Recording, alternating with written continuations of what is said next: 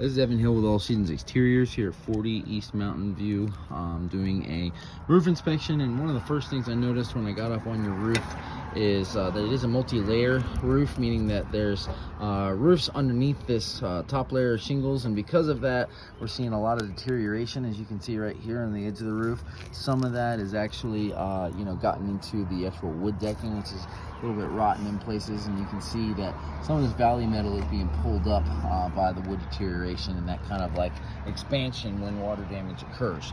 Gonna take you up on to the front and back slopes of the roof, and what I have noticed is that looks like in certain places somebody has repaired some previous damage, and what that is what we call nail pops.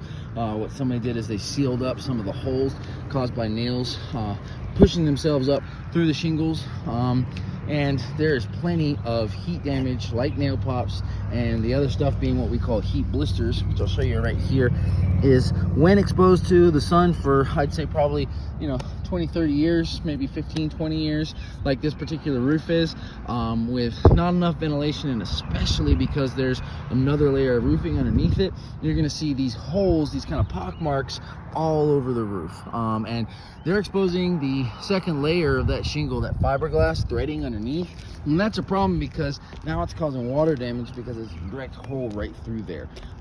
That's happening, and then of course, like I mentioned earlier, we're seeing plenty of these places where nails are pushing themselves up through the roof, causing holes. Again, this hasn't probably caused a leak right now, but I'm going to show you exactly what happens when these nail pops, over time get left unchecked. Right over here is clearly where a nail pop has actually just done a complete hole in the shingle right there. Here's one that's like just starting.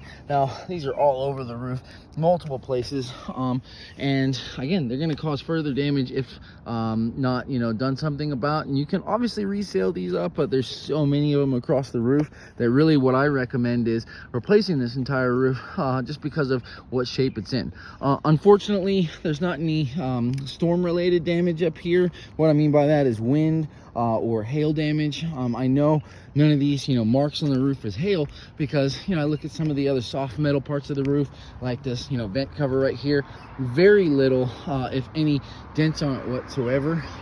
These other furnace vents right here have no dents on them, neither of these little box vents. So really, in terms of telling the story of a hailstorm, it really doesn't. But this shed roof is probably the worst part of the two roofs in the property. You can see some wood exposed over there. Looks like it used to be covered with another material, but the shingles underneath are just completely deteriorating.